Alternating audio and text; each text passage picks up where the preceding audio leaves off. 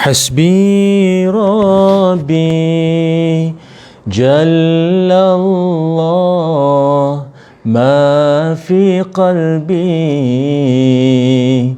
غير الله نور محمد صلى الله لا إله إلا الله حسبي ربي جل الله ما في قلبي غير الله نور محمد صلى الله لا إله إلا الله حسبي ربي جل الله ما في قلبي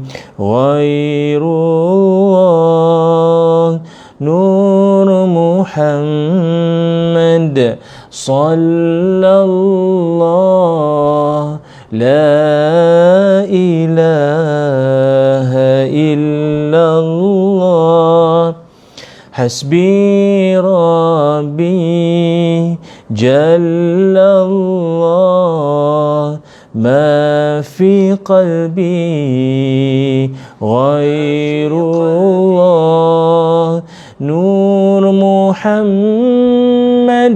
صلى الله لا إله إلا الله حسبي ربي جل الله ما في قلبي غير الله نور محمد صلى الله لا إله إلا الله الفاتحة بسم الله الرحمن الرحيم الحمد لله رب العالمين الرحمن الرحيم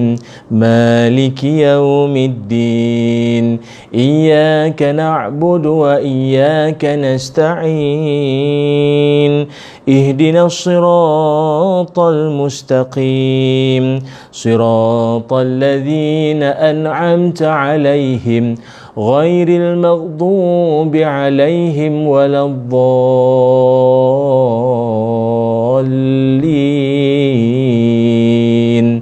آمين. Assalamualaikum warahmatullahi wabarakatuh. Bismillahirrahmanirrahim. Alhamdulillahirabbil alamin. Wassalatu wassalamu ala Rasulillah wa ala alihi wa sahbihi ajma'in. Qala rabbi shrah li sadri wa yassir li amri wahlul 'uqdatam min lisani yafqahu qawli.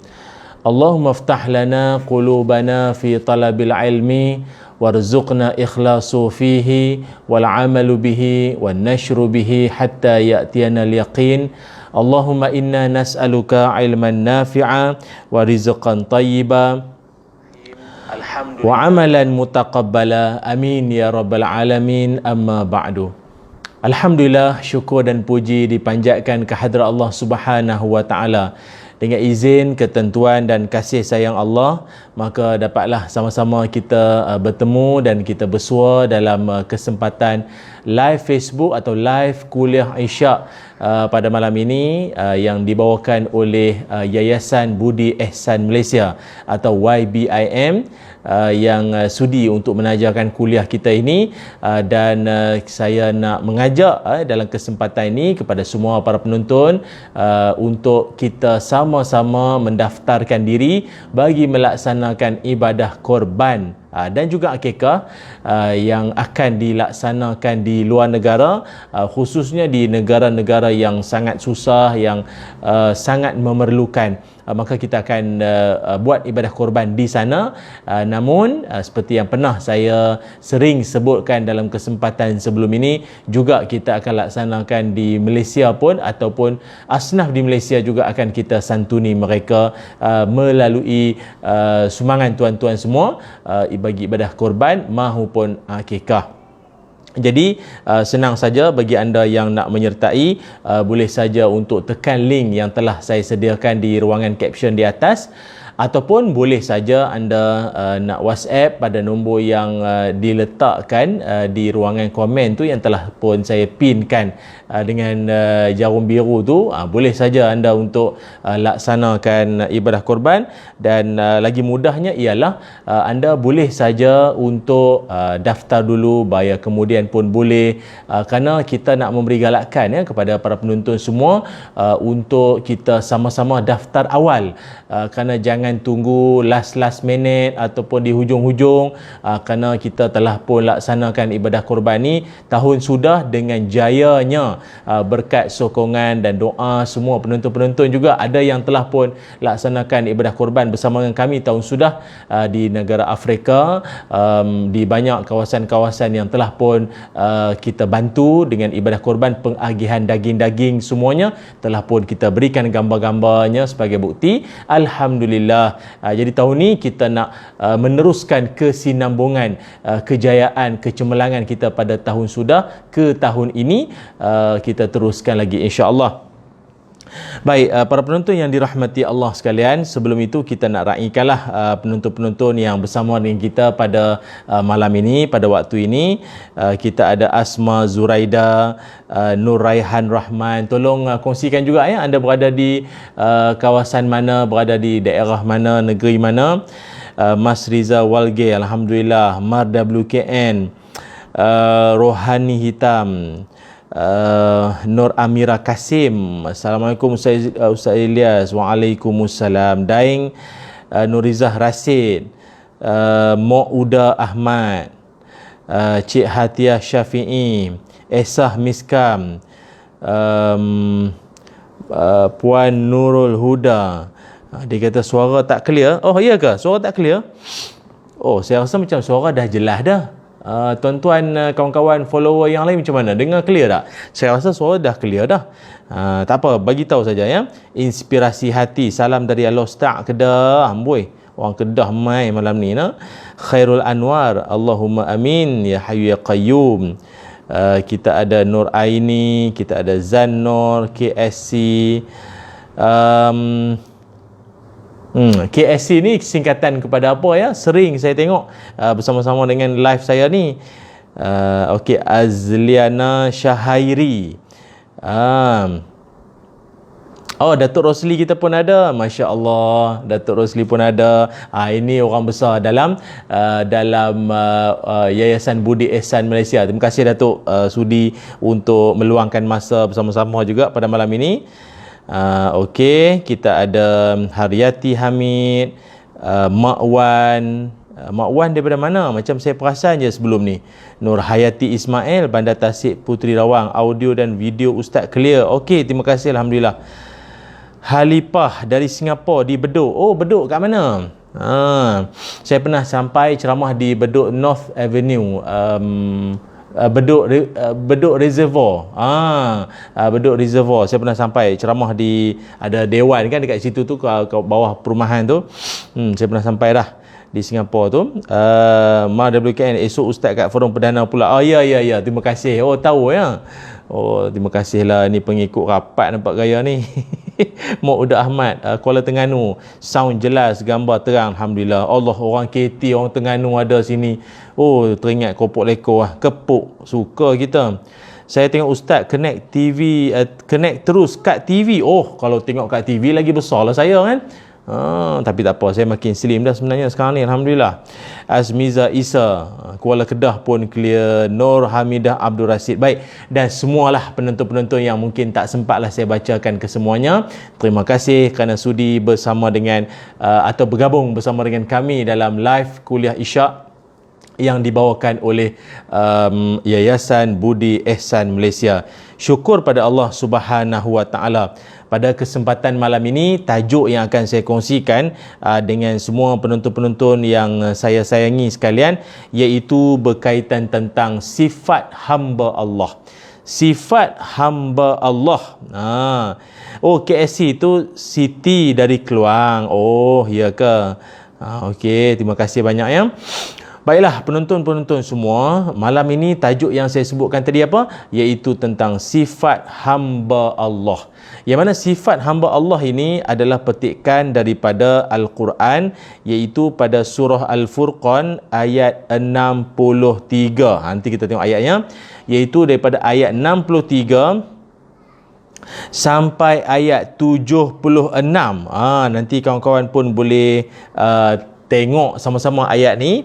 Saya akan bacakan ayat ini, iaitu surah Furqan ayat 63 sampai ayat 76, yang mana kurang lebih ada dalam 9 sifat ataupun perangai sifat hamba Allah yang sebenarnya menerusi ayat ini, ataupun daripada surah Al-Furqan ayat 63 hingga ayat 76. Jadi bagi yang ada mushaf ataupun ada apps Quran dalam phone masing-masing, anda boleh sajalah boleh ikut kita baca sama-sama ayat ini. Mudah-mudahan kita meraih pahala yang banyak di sisi Allah Subhanahu wa taala. A'udzubillahi minasyaitonirrajim. وعباد الرحمن الذين يمشون على الأرض هونا وإذا خاطبهم الجاهلون قالوا سلاما والذين يبيتون لربهم سجدا وقياما والذين يقولون ربنا اصرف عنا عذاب جهنم إن عذابها كان غراما إنها ساءت مستقرا ومقاما والذين إذا أنفقوا لم يسرفوا ولم يقتروا وكان بين ذلك قواما والذين لا يدعون مع الله إلها آخر ولا يقتلون النفس التي حرم الله إلا بالحق ولا يزنون ومن يفعل ذلك يلقى أثاما يضاعف له العذاب يوم القيامة ويخلد فيه مهانا إلا من تاب وآمن وعمل عملا صالحا فأولئك يبدل الله سيئاتهم حسنات وكان الله غفورا رحيما ومن تاب وعمل صالحا فإنه يتوب إلى الله متابا والذين لا يشهدون الزور وإذا مروا باللغو مروا كراما والذين إذا ذكروا بآيات ربهم لم يخروا عليها صما وعميانا والذين يقولون ربنا هب لنا من أزواجنا وذرياتنا قرة أعين وجعلنا للمتقين إماما أولئك يجزون الغرفة بما صبروا ويلقون فيها تحية وسلاما خالدين فيها حسنت مستقرا ومقاما صدق الله العظيم. Baik, ayat ini ataupun daripada surah Al-Furqan ini daripada ayat 63 hingga ayat 76 tadi telah pun kita bacakan sama-sama, tapi saya tidaklah berhajat untuk membacakan terjemahannya kesemuanya kerana mungkin akan makan masa. Tapi memadailah untuk saya akan kongsikan kepada para penonton-penonton yang disayangi sekalian semua beberapa poin-poin penting yang menjadi satu panduan kita bersama. Apakah di antara sifat hamba Allah yang bagus, yang baik berdasarkan surah Al-Furqan ayat 63 hingga ayat 76. Baiklah, jika kawan-kawan semua dah pun bersedia, saya akan kongsikan semua poin-poin tersebut. Kurang lebih ada 9 dan kita tengok ya pada kesempatan masa yang ada ni, insya-Allah.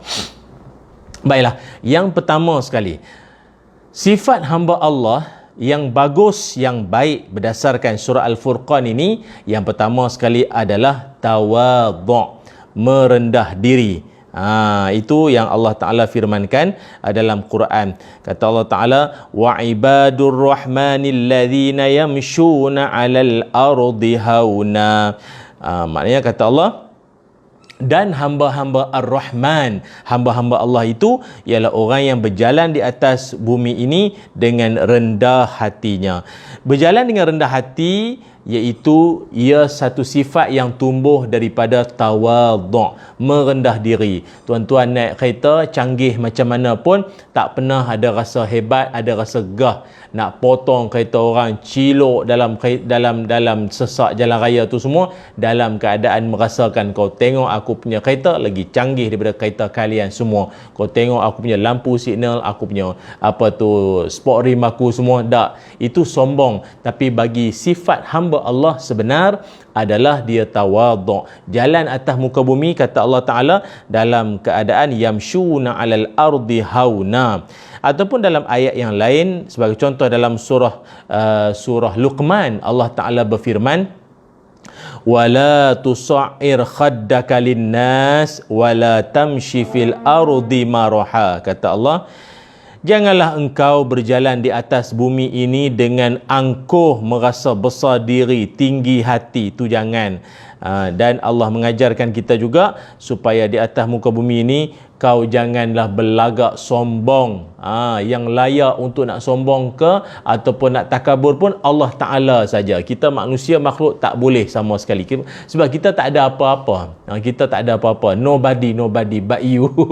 Kita ni nobody. Tak ada apa pun kita ni. Itu yang pertama, iaitu sifat tawadhu' ataupun merendah diri. Ataupun kata setengah ulama, orang yang nak mendapat ilmu yang berkat mestilah juga bermodalkan hati yang tawadhu', merendah diri. Tak boleh masuk dalam majlis ilmu merasakan bahawa aku lebih cerdik daripada tok guru tu, aku lebih pandai daripada tok syekh tu. Tak boleh. Dia kena datang hadir dalam hati yang rendah. Sebab itu kata orang bijak pandai, hati yang rendah ataupun umpamanya tempat yang rendah akan dapat menakung lebih banyak air berbanding tempat yang tinggi. Memang pun kalau tuan-tuan tengok dekat air terjun, mana kalau semakin rendah tempat jatuhnya air itu, dia dapat menakung lebih banyak air. Maka itulah perumpamaan orang yang merendah diri. Makin dia tawadhu', makin dia rendah diri, maka lebih banyak ilmu yang dia dapat perolehi berbanding orang yang datang dengan sombong, tinggi diri. Air yang jatuh tak banyak sangat dapat ditakung, ada. Air yang ditakung ada, tapi tak banyak berbanding tempat yang rendah tadi ni. Maka sifat orang yang tawadhu' ini sangatlah diperlukan dalam satu bab berkait tentang menuntut ilmu. Menuntut ilmu ataupun kita ni dalam proses talabul ilmi ni kena banyak merendah diri dengan guru. Walaupun guru yang mengajar kita tu dia jauh lebih muda dari sudut usianya, dia lebih muda daripada kita, tapi kita belajar rendah diri sajalah. Umur kita lebih banyak umur berbanding dia, tapi kerana ilmu yang ada pada dia tu kita sanggup untuk tawadhu', maka kita akan dapat keberkatan ilmu. Boleh? Okey, itu yang pertama. Yang keduanya adalah dalam ayat ataupun surah Al-Furqan ini, sifat yang kedua hamba Allah adalah dia beradab dengan orang yang biadab. Dia beradab dengan orang yang biadab. Dalam Al-Quran Allah Ta'ala berfirman, iaitu pada surah Al-Furqan, wa idza khatabahumul jahiluna qalu salama. Jika orang-orang bodoh mengajak berbicara mereka, menujukan kepada mereka ucapan-ucapan yang buruk, mereka mengatakan salam, perkataan yang baik-baik saja. Maknanya dia reply, dia respon, kata-kata puak-puak jahil ni maki ke, mencarut ke apa pun, kecam ke apa, tapi dia reply, dia balas dengan bahasa yang begitu baik sekali. Qalu salama, dengan bahasa yang sejahtera. Itulah makna orang yang beradab dengan orang yang biadab dengan kita. Ataupun dalam ayat yang lain Allah Ta'ala berfirman, salamun alaikum la nabtaghil jahilin. Kata Allah, salamun alaikum, kami tidak ingin bergaul, melayan orang-orang jahil. Surah Al-Qasas ayat 55. Maka Allah Ta'ala mengajarkan, janganlah kita ni jadi orang yang jadi seperti orang bodoh yang membalas cacian dengan cacian juga. Dia maki kita, kita balas balik dengan maki hamun juga. Akan tapi Allah Ta'ala ajarkan, tetaplah tenang, sabar, balaslah keburukan dengan kebaikan. Dan sebab itu Allah Ta'ala juga ada firmankan dalam ayat yang lain, kata Allah, wala tastawil hasanatu wala sayyi'ah idfa' billati hiya ahsan fa idzal ladzi bainaka wa bainahu adawatan ka'annahu waliyyun hamim. Kata Allah, dan tidaklah sama kebaikan dan keburukan, balaslah keburukan itu dengan yang lebih baik. Itu Allah Ta'ala ajar tu dalam surah Fussilat ayat 34 hingga ayat 35. Allah ajar banyak kali dalam Quran berkait tentang balaslah dengan ayat yang baik.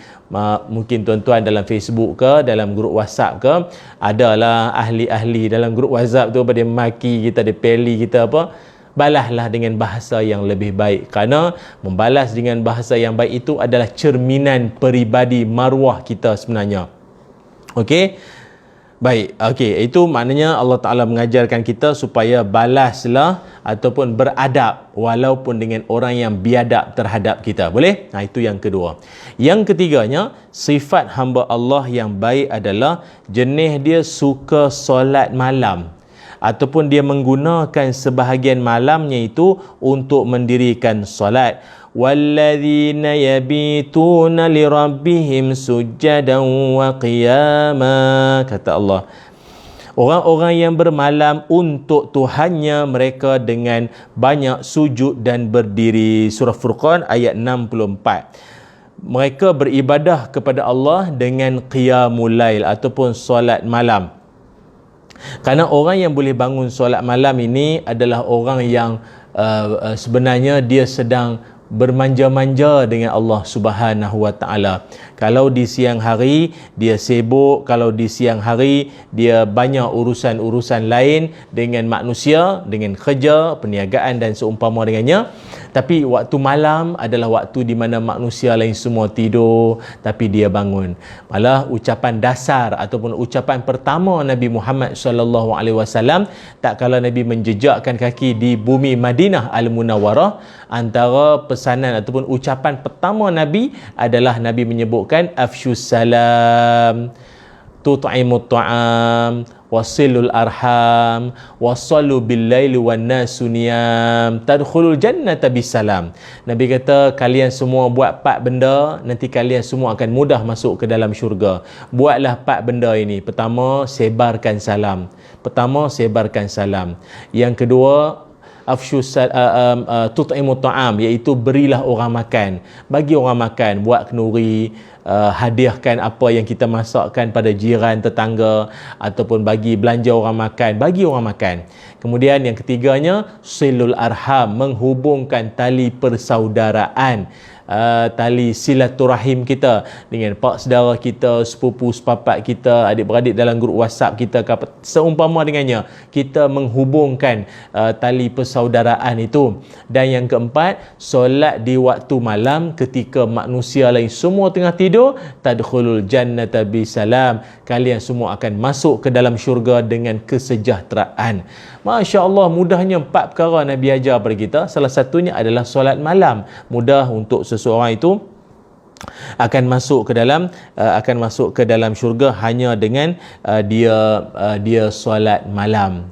Jadi berusahalah kita ambil peluang untuk melaksanakan solat malam ini dengan sebaik-baiknya. Okey, itu yang ketiga. Boleh Itu yang ketiga. Yang keempat, sifat hamba Allah ataupun sifat hamba Ar-Rahman, itu yang Allah Ta'ala sebutkan dalam Quran, dalam surah Al-Furqan ini. Yang keempatnya ialah sifatnya dia takut akan azab api neraka. Dia takut akan azab api neraka.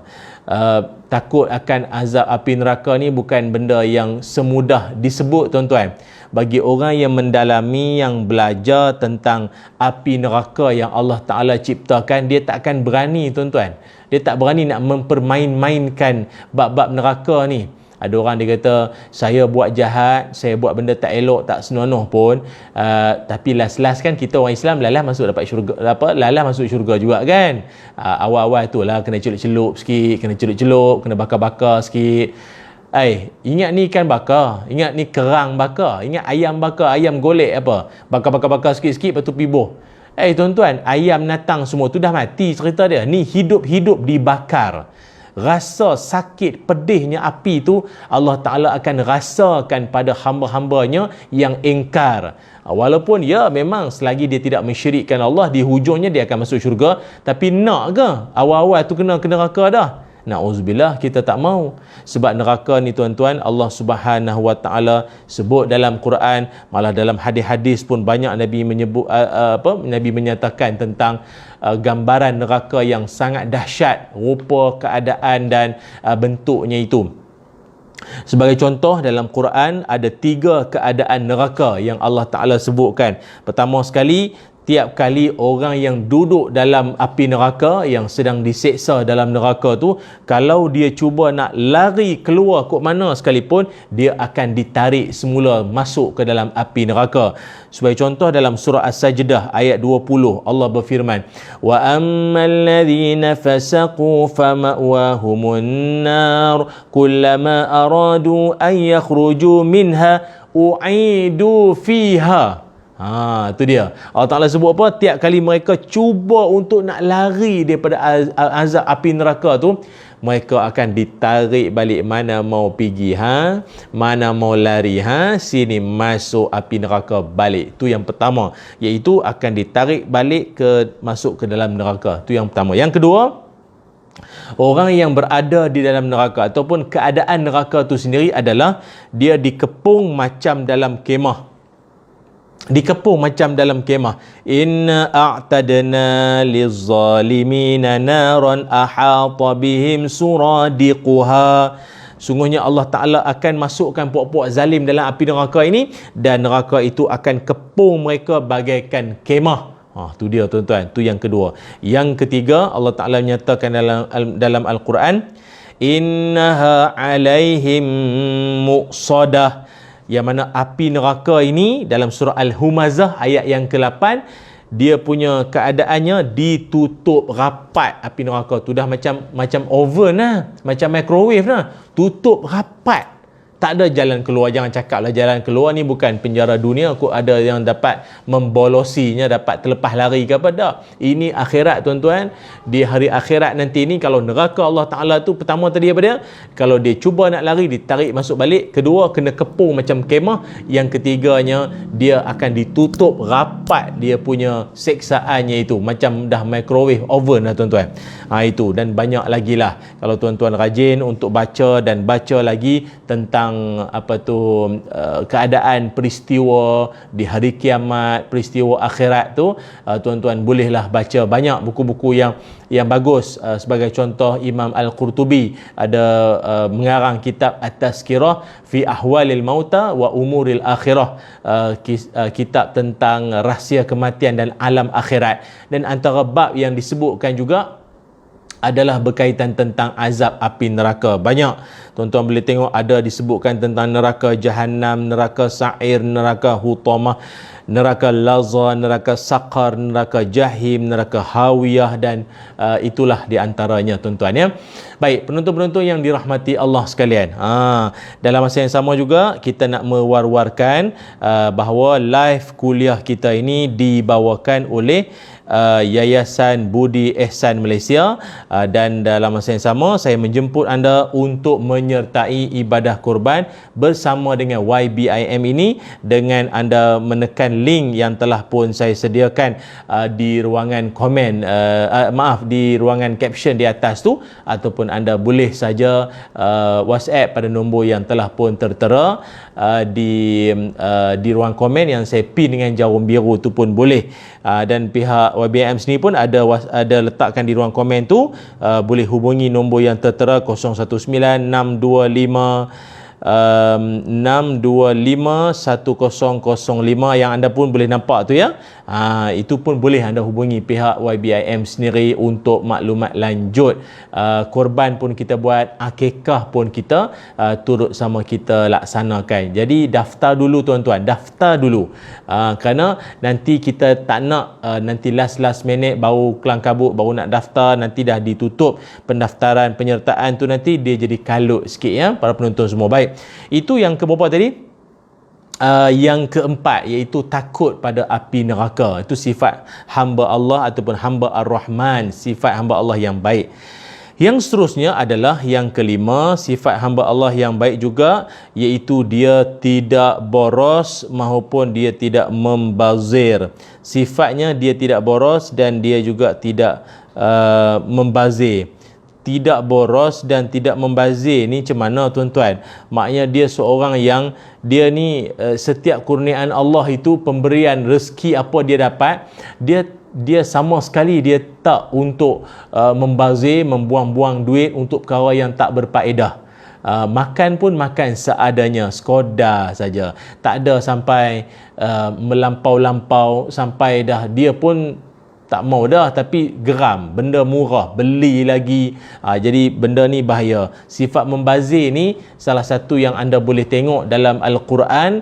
Banyak perangai buruk tak ada pun dikaitkan dengan syaitan sangat, tapi membazir ni punya perangai Allah Ta'ala sebut apa? Innal mubazzirina kanu ikhwanu syayatin. Sesungguhnya orang yang membazir, membuang-buang duit ni saudara syaitan. Saudara, bukan kawan ke geng ke grup WhatsApp ke apa, tak. Saudara, adik-beradik syaitan. Hak jenis-jenis suka membazir, membuang duit. Ini, jadi berhati-hati kawan-kawan semua ya. Itu yang kelima. Yang keenam, iaitu sifat hamba Allah yang disebut di dalam surah Al-Furqan. Yang keenam adalah ikhlas dalam beribadah. Kita ni tuan-tuan, dalam hidup, dalam apa saja ibadah yang kita laksanakan, pastikanlah ia ikhlas, diniatkan hanya kerana Allah Subhanahu wa ta'ala. Kerana Allah, bukan kerana yang lain. Kerana nak dipuji, kerana nak mendapat like, kerana nak apa sajalah sanjungan manusia. Maka ikhlas dalam beribadah kepada Allah. Malah syaitan sendiri dia surrender kalau dengan pok-pok yang ikhlas ni payah sikit. Kan, illa ibadaka minhumul mukhlasin, kata syaitan. Dia beritahu kata dalam banyak-banyak manusia ini, anak-anak Adam ni, kecuali yang ikhlas ni, ni payah sikit. Orang ikhlas ni hati dia kuat sungguh. Sama ada dia dapat duit ke tak dapat duit ke, diuji tak uji, dia sama perangai dia istiqamah ya, dia maintain ya. Itu tanda orang yang ikhlas dalam kehidupan, dalam amalan dia. Itu yang keenam. Yang ketujuh, iaitu tidak membunuh, sama ada bunuh orang ke, bunuh makhluk-makhluk lain tanpa sebab apa-apa, ataupun termasuklah juga membunuh diri. Ini berdoalah pada Allah tuan-tuan, jangan adalah di kalangan kita anak cucu keturunan hak jenis suka duk bunuh-bunuh diri ni tuan-tuan, rasa hidup dah tak ada erti, dah rasa hidup ni dah sampai penghujung, nak tamatkan riwayat hidup. Jangan. Orang yang bunuh diri ni tuan-tuan, dia punya balasan yang bakal dia terima nanti sangatlah teruk. Sangat teruk. Apa teruknya dia? Nanti kelak di hari akhirat dia akan diseksa oleh Allah Subhanahu Wa Taala. Dia akan diseksa oleh Allah Taala dalam keadaan apa? Dia akan diseksa sebagaimana cara dia mati. Kalau dia mati dalam keadaan dia tikam perut dia, maka dia akan tikam perut dia sampai bila-bila, wal-ayazubillah. Risau tuan-tuan, kita ni bimbang sangat kalau sekiranya ada di kalangan kenalan-kenalan kita dah rasa dah hidup tak boleh nak move on dah, terjebak dengan bunuh diri. Nauzubillah min zalik ya. Okey, itu yang ketujuh. Yang ke-8, menjauhi zina. Menjauhi zina. Tak salah saya dalam pagi tadi punya kuliah pun saya ada sebutkan juga, ada beberapa golongan yang Allah benci. Allah benci nak pandang wajah mereka. Allah benci nak tengok muka mereka. Antaranya orang yang Allah benci, Allah tak mau tengok, tak nak pandang, tak nak bercakap dengan dia, dan tak nak ampunkan dia. Siapa ni? Orang-orang di akhirat nanti ni siapa? Iaitu antaranya orang tua yang berzina. Dahlah tua, buat benda tak senonoh, buat maksiat pula, berzina pula. La ilaha illallah. Tak tobat lah. Umur dah tua, orang panggil atuk dah. Kan? Terlibat dengan zina lagi. Maka perbuatan ini Allah Ta'ala sebut dalam Al-Quran. Salah satu daripada sifat hamba Ar-Rahman, hamba Allah yang baik, ialah dia menjauhi zina, apatah lagi menghampiri pun dia sangat jaga. Jangan kata melakukan zina, menghampiri benda-benda nak ke arah zina tu pun dia sangat berjaga-jaga dan dia berhati-hati ya. Itu yang ke-8. Yang ke-9 adalah orang yang memiliki sifat hamba Ar-Rahman ini ataupun hamba Allah, ialah dia akan mengelakkan diri dia daripada sebarang perkara yang tak mendatangkan faedah.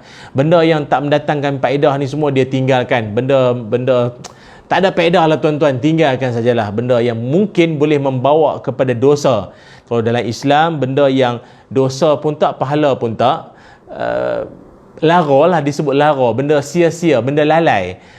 Maknanya walaupun dia tak ada dosa pun, tapi dia boleh menjurus jadi dosa nanti ni kalau tak dibendung, kalau tak dikawal dan tak diingatkan.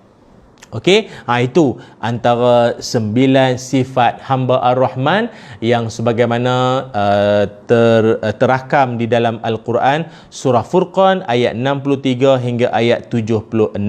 Jadi saya mendoakan diri saya dan semua para penonton-penonton yang disayangi sekalian, semoga kita jangan ada yang bersifat dengan sifat-sifat tercela yang telah pun kita sedia maklum, lalu bersifatlah, berperangailah dengan perangai-perangai hamba Ar-Rahman yang telah pun saya nyatakan. Mungkin ada yang tanya balik tadi ni, dia tanya nombor 4 tadi apa? Okey, tak apa, jangan risau. Saya akan buat ulang kaji balik ke semuanya, ke 9 sifat hamba Allah yang baik ini. Kalau ada kawan-kawan yang rajin, baik hati, boleh catat semula, amatlah dialu-alukan ya.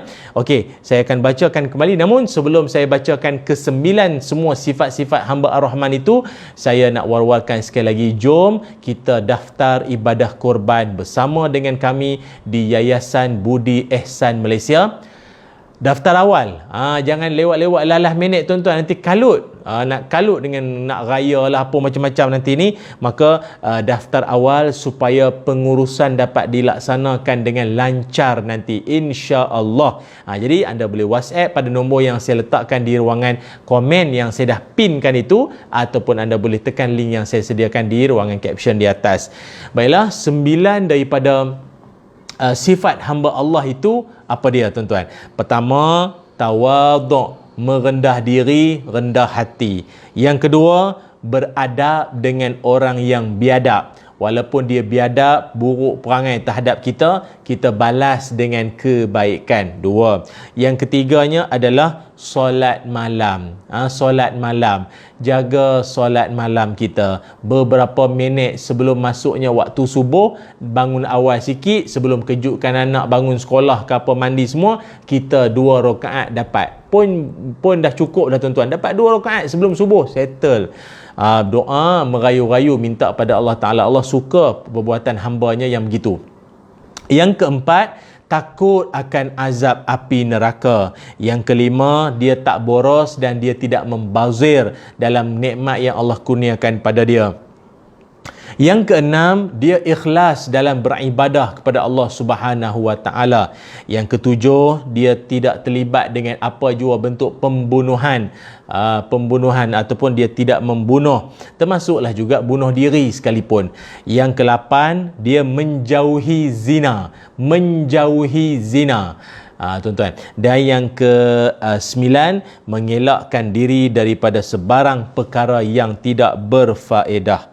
Okey, saya kira mungkin ada di kalangan penonton-penonton saya yang sempat untuk catat kesemuanya ini, ke-9-nya ini. Saya ucapkan tahniah, terima kasih sekali lagi. Jadi, saya kira cukup sekadar ini saja dahulu sembang-sembang kita. Mudah-mudahan ianya bermanfaat dan tolong share video ini. Semoga ia dapat juga ditonton oleh sahabat-sahabat kita, penonton-penonton, rakan-rakan kita lain di luar sana. Kalau mungkin apa yang kita kongsikan pada malam ini sangat sesuai, sangat bagus untuk dia juga belajar sesuatu, mudah-mudahan ya. Bismillahirrahmanirrahim. Allahumma salli ala sayyidina Muhammad wa ala ali sayyidina Muhammad. Allahumma inna nas'aluka ilman nafi'a wa rizqan thayyiba wa amalan mutaqabbala. Rabbana atina fid dunya hasanah wa fil akhirati hasanah wa qina azaban nar. Wa sallallahu ala sayyidina Muhammad walhamdulillahirabbil alamin. Alhamdulillah. Terima kasih semua pada sahabat-sahabat penonton-penonton. Semoga kalian semua dirahmati Allah. Jangan lupa malam esok